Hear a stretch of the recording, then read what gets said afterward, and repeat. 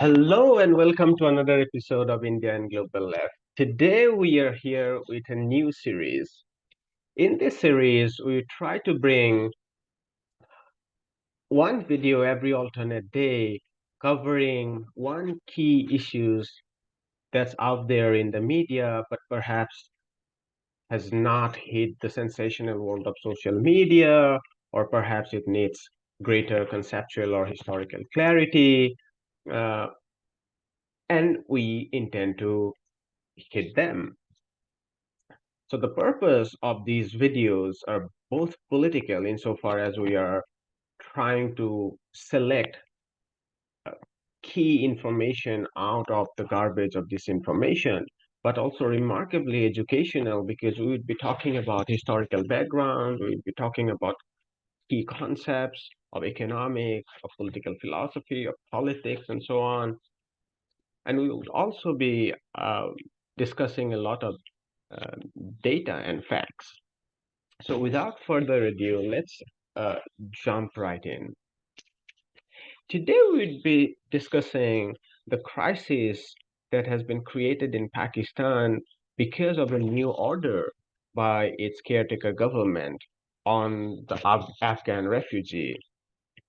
So the new order says that by November 1, uh, quote unquote illegal Afghan immigrants have to voluntarily leave the country. Now, the size of the Afghan population in Pakistan is enormous. The UNHCR says it's 3.7 million, maybe um, something to the tune of 750,000 people undocumented. The Financial Times says the number is even greater at 4.4 million. So we're looking at a huge, huge catastrophe as an implication of this order.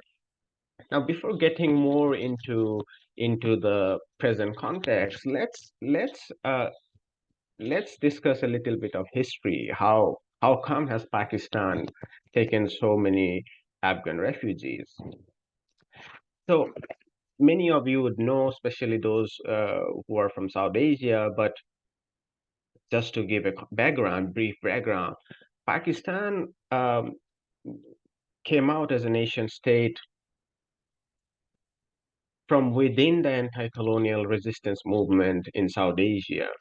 And one of the foundations of Pakistan was freedom for minority, because the idea of a Muslim homeland in South Asia was based on the assertion that minority rights of the Muslims under a Hindu majority country would not be secured. So once Pakistan was established, at least on paper, now obviously we know the actual track record would be much more horrendous, but in theory, right from the Liaquat government, the government of Pakistan wrestled to establish a more liberal citizenship regime. Just solely, which means if you are born in the soil of Pakistan or any country, you would get the citizenship right, was given due process in Pakistan. Now, there was a complicated and checkered history because the partition of India created perhaps one of the largest number of refugees on either side to the tune of 10 to 12 million. And so both countries with very meager resources had to cope with with the problem, and add to that the horrendous, what in South Asia is called as the communal problem, the frenzy of Muslim butchering Hindus and Sikhs in Pakistan, and Hindus and Sikhs butchering Muslims in India. But be that as it may, the first refugee crisis, um, the test that the Pakistani state faced was actually in 1971. What happened in 1971 was the Bangladesh liberation from West Pakistan, or let's say liberation from Pakistan. And there were 300,000 Biharis in East Pakistan, which is now Bangladesh. And they were Urdu speaking, they were not Bengali speaking. This meant that they wanted to go back, but the Pakistani regime was not very clear on this. It's not that they didn't take back any of them, but they made life more difficult. And the Dawn, the Pakistani newspaper, says that from 1971 to the 1990s, perhaps about 170,000 Biharis were taken back out of 300,000, leaving the rest in Bangladesh who had to either embrace Bengali culture or stay as second-class citizens. So that was its test where Pakistan didn't fare well, and that began in 1971, and it was quote unquote resolved by the 1990s when Benazir Bhutto or Nawaz Sharif turned their back entirely on the Bihari population in Bangladesh. So that's a tragic story. But the second historical conjuncture is the more relevant in context of what we are discussing today, and that's Christmas of 1979 when the Soviet troops and tanks entered Afghanistan to support the communist regime. This created a huge war, the Soviet-backed communist regime on one hand, and on the other, I would say the Saudi American-backed um, jihadist uh, element on the other side, both clashing for power. This created huge instabilities that led to millions being displaced over obviously decades. By by the by the time the Russians started to withdraw in 1988, around 1988, there was a pact that was signed between the communist government in Afghanistan and the military junta under Zia-ul Haq in Pakistan. Now, it's important to understand that Zia comes to power in Pakistan in 1978, perhaps September 1978, and he, unlike the previous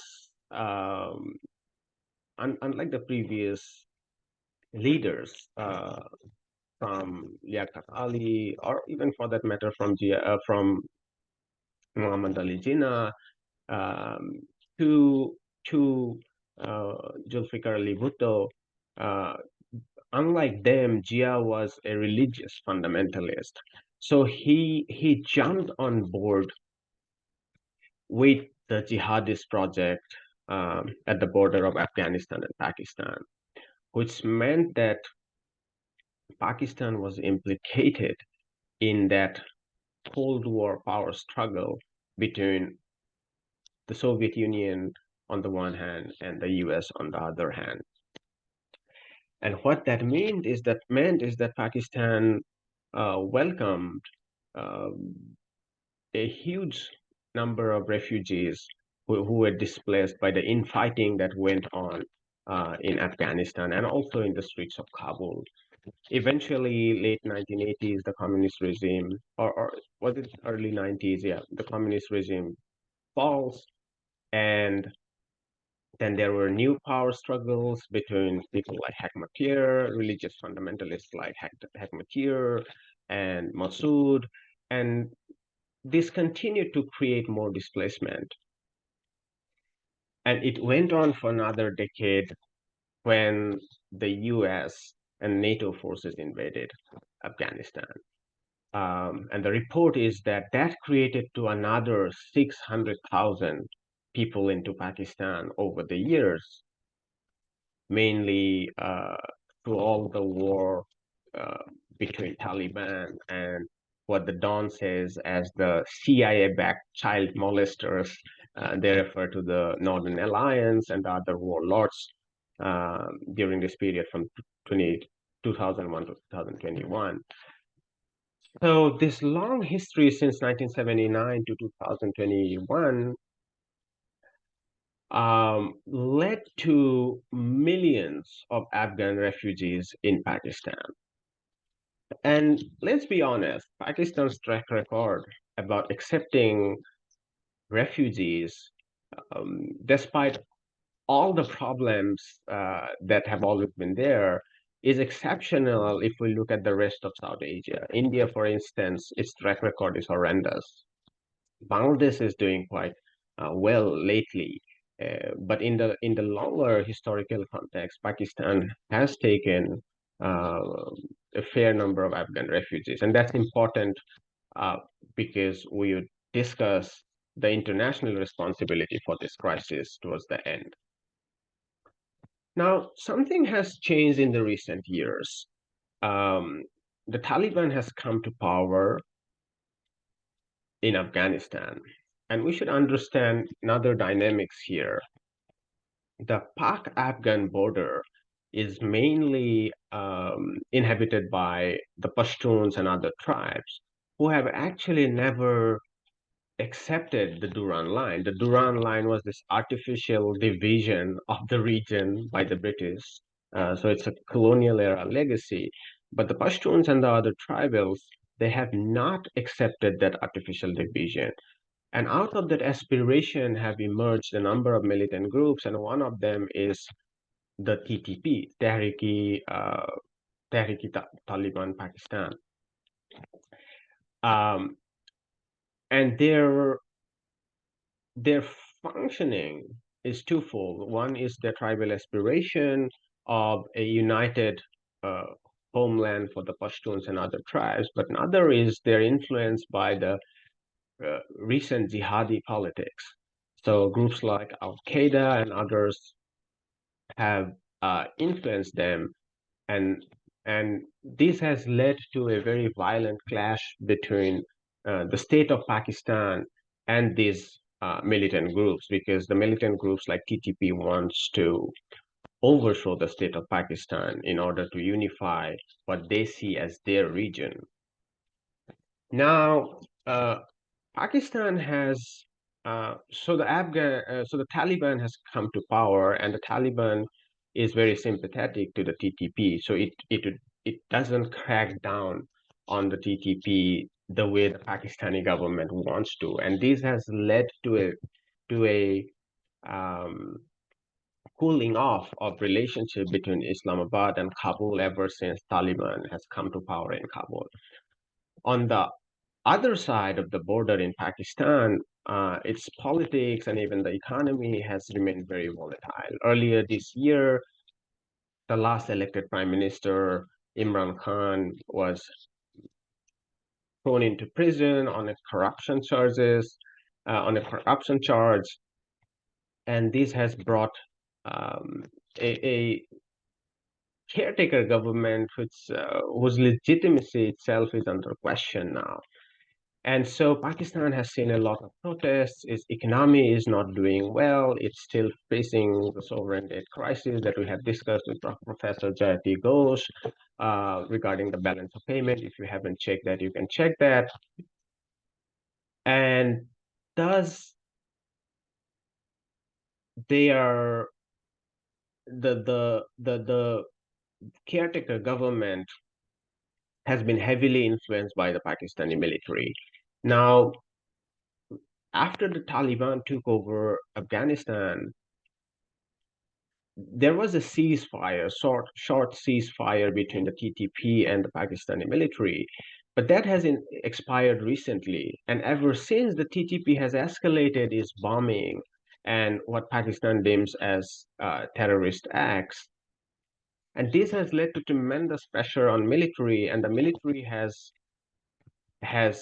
in turn pressurized its puppet government to take uh, this step of deporting quote unquote illegal immigrants because it wants to be seen as tough on terror. Um, well, so yeah, here's the brief background to the story, but the result has been catastrophic. I'm just reading out very quickly a small paragraph from what the Dawn reports recently. It says, over the next several weeks, this is next several weeks after the order was passed, Pakistan's state machinery roared to life. Police roundups of Afghan migrants, some residents in the country for decades, ensued across the country. Convoy after convoy of refugees trailed its way to Torkham, there's the border crossing to Afghanistan, and a staggering 3,000 to 4,000 refugees were processed per day, with over 250,000 voluntary returns claimed so far. So we are basically seeing a huge humanitarian crisis that the mainstream media has either deliberately not picked up on or has completely suppressed. Now, I also want to place this in the larger context. Recently, the New York Times has reported um, the Trump's 2025 plan if it comes to power, and the report that it brings out is breathtaking. I mean, generally, the U.S. government deports in hundreds of thousands every year, and the Trump government and the Trump's team has now planned to deport in millions. So I'll add the link to that in the description, link to that article in the description. But it's a uh serious issue. They have put in elaborate plans to how to use the National Guards, how to empower the Immigration and Customs Enforcement Office more, using Republican states to fund border police, to use even CDC, the Center for Disease Control and Prevention, to use the emergency laws to deport people under the pretext of infectious disease. It has they have Trump has even said that it might even go to the extent of bringing in U.S. military to protect its border, which is generally speaking prohibited under the law, but there are emergency laws under which the military can be used. In a recent um, public rally at Iowa in September, Trump says that following the Eisenhower model, we will carry out the largest domestic deportation operation in American history. This reference was to a 1954 campaign to round up and expel Mexican immigrants that was named for an ethnic slur, Operation Wetback. What we are seeing, and there has been even talks about revoking what is called as DACA, Deferred Action for Childhood Arrivals. This was an Obama era program to shield children from being deported who arrive as illegal or undocumented migrants. They are given work permits, they are not deported. And I guess in the first Trump era, it was put to challenge, but at the time, um, the conservatives didn't have a majority in the Supreme Court and it was defeated 5-4. But this time it has changed. The Supreme Court is majority conservative or reactionary, and I'm pretty sure they would not veto uh, the overhauling of DACA this time, which would mean a terrible crisis, really. They're also thinking about uh, the safe third country, which is not uncommon within the European Union. We see how Turkey is being pressurized to take more immigrants in exchange of money or in exchange of membership within the EU. How the US has been doing that historically to force Mexico to take all the migrants from Central America. And they are now trying to extend it beyond to Africa, Asia, and South America. So what we are seeing is a global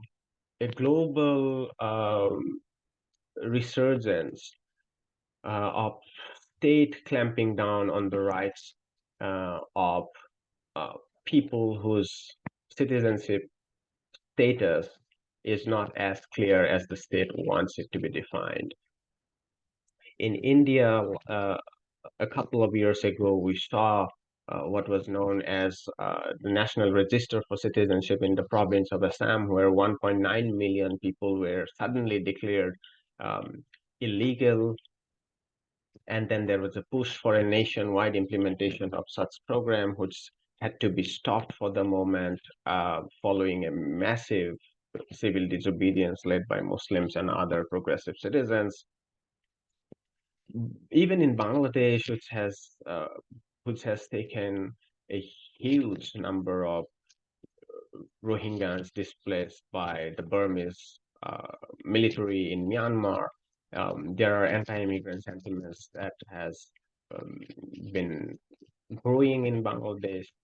And obviously, I don't want to even discuss the European Union case, which is pretty clear for every one of us.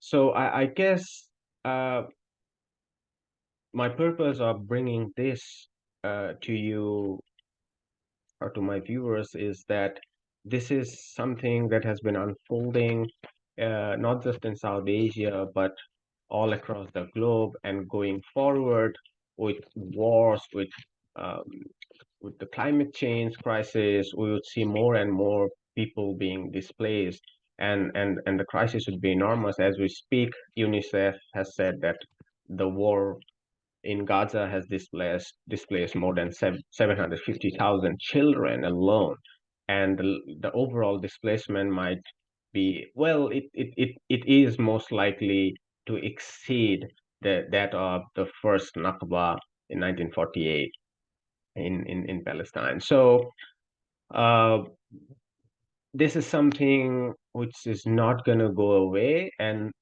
the purpose of this video was to place this important political issue on the table, and also to make our viewers from around the world familiarize a little bit about regions and issues that mainstream media don't pick up generally.